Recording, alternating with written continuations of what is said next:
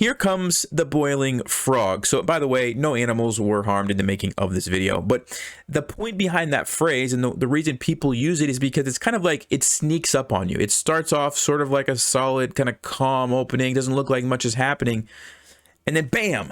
All of a sudden, you launch an attack on the king after it castles, and you get checkmate out of nowhere. The boiling frog attack might be your new favorite chess opening. All right, it's not an official chess opening, but there is a setup in chess that you can use to slowly but surely launch an attack on your opponent, and they probably will never see it coming. Let me explain what I'm talking about. D4, E3, F4, and C3. This is known as the Stonewall setup. It's where you put your pawns in this particular fashion, and it's been known to be extremely solid and extremely difficult to break down. Now, we're going to come back to where the boiling frog comes in just a second, but I want to explain why is this considered such a solid setup. Generally speaking, when somebody plays D4 and you play D5, okay, one of the main ways to respond as black is to at some point try to play E5 and kind of break open the center and make some space for your pieces. Well, when white puts both of these pawns here, you can't really do that very easily, because if you do, you're probably going to lose a pawn. There's also most likely going to be a knight here, and sometimes white will even move the knight in, and it gets even harder to play E5. Okay, the other point is that if you play C5 and try to attack over here, white says, I don't really care. Like, go ahead and take that. I'm just going to take back here, and guess what? I still have that grip on the E5 square. What are you going to do? Okay. Because of this, it's extremely annoying to play against these kind of Stonewall setups. And a lot of people think, oh, it's going to be a long, boring game. And okay, here we go, right? Here comes the boiling frog. So, by the way, no animals were harmed in the making of this video. But the point behind that phrase and the reason people use it is because it's kind of like it sneaks up on you. It starts off sort of like a solid, kind of calm opening. Doesn't look like much is happening. And then, bam! All of a sudden, you launch an attack on the king after it castles, and you get checkmate out of nowhere. See, that's the hidden idea behind this Stonewall setup. You're actually setting up to attack the king via, a lot of times, a rook lift, which we'll talk more about in just a second. So I want to actually show you an example game of the dangers that black can fall into if they're unprepared for this. Okay, so let's just take a look at this game. D4, D5, E3, E6, and I understand this is maybe not the most common way that games will start, but you can imagine a lot of games ending up like this, right? We bring out our bishop, they develop their knight, we play F4, they say, you know what, let's attack the center over here with C5. We say not a problem, we play C3, and black says, okay, I'm just going to develop my pieces, and let's see what happens. Knight to F3, bishop to D6, we castle, black castles. Black's playing good moves, by the way. Nothing black has done is any problems, has been a problem so far. Knight to E5, and this is what I was talking about. Look at this massive grip that we have on this E5 square, and black has to be careful. If they take with the knight, boom, we have a fork.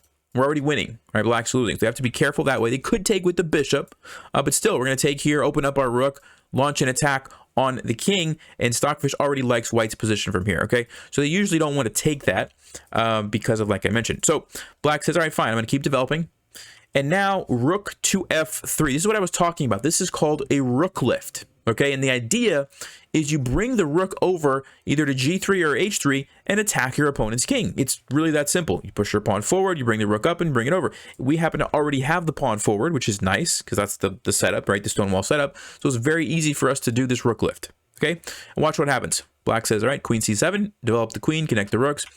Rook to H3, and black plays a crucial mistake of rook to C8. Now, I invite you to pause. What move should you play here as white? Well, hopefully you had a chance to look at that. The move is bishop takes H7 check, and guess what? The game is already over. White is winning, and let me just show you what happens. After the knight takes, queen to H5 is threatening checkmate. And if the knight moves, you have checkmate on H8. The only thing black could do to, you know, prolong the game a little bit is to move this over, but you're still going to take here with check, and you finish off the game with knight to G6 check. That, my friends, is a boiling frog attack right there, right? Like out of nowhere, we start from this super calm, just kind of like, okay, we're playing this boring, solid opening, and then all of a sudden the rook comes up, the rook comes over, and bam, the game is over.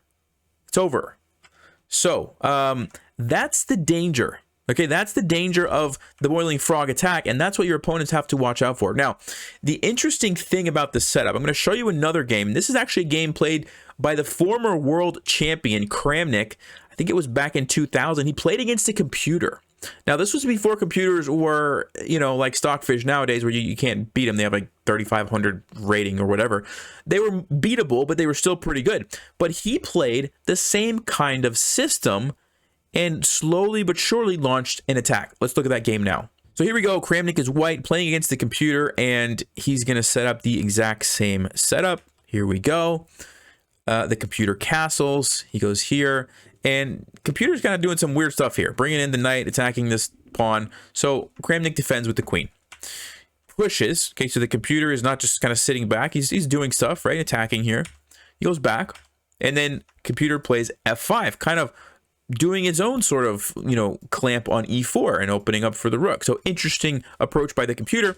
And Kramnik plays this sort of cryptic move, rook to g1.